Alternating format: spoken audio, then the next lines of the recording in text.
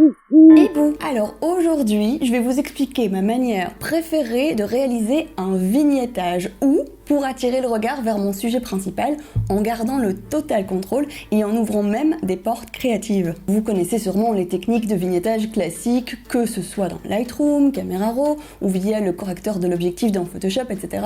Elles sont toutes en fait assez similaires finalement. On choisit la taille, l'intensité, la rondeur, la douceur du vignettage, parfois l'intensité des hautes lumières, et puis c'est tout. À la limite, on peut aussi servir des filtres radio dans Lightroom, Camera Raw et compagnie qui offrent du coup un peu plus de liberté créative, c'est vrai. Mais avec la technique que je vais vous montrer aujourd'hui, c'est une autre histoire. Il y a juste plus de limites. Allez, je vous montre. Pour commencer, créez un calque de réglage de courbe.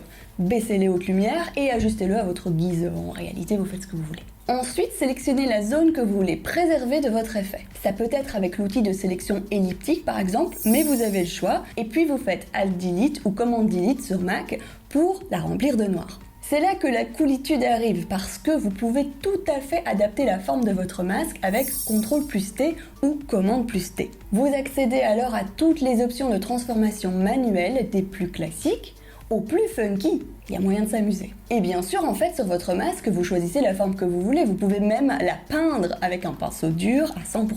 En noir, donc. Oui, enfin, ça ressemble pas vraiment à un vignettage, là. Ça ressemble plutôt à de la merde. La dernière étape, justement, c'est d'aller dans les options du masque, dans lesquelles presque personne ne va, pour changer la douceur du masque, son contour progressif. Et vous pouvez y revenir et l'adapter autant que vous voulez. Ce qui est d'ailleurs aussi vrai pour la courbe que vous pouvez foncer, éclaircir, affiner ou même colorer si ça vous chante. Et le truc encore plus cool avec cette technique, c'est que vous pouvez dupliquer votre masque sur autant de calques que vous voulez.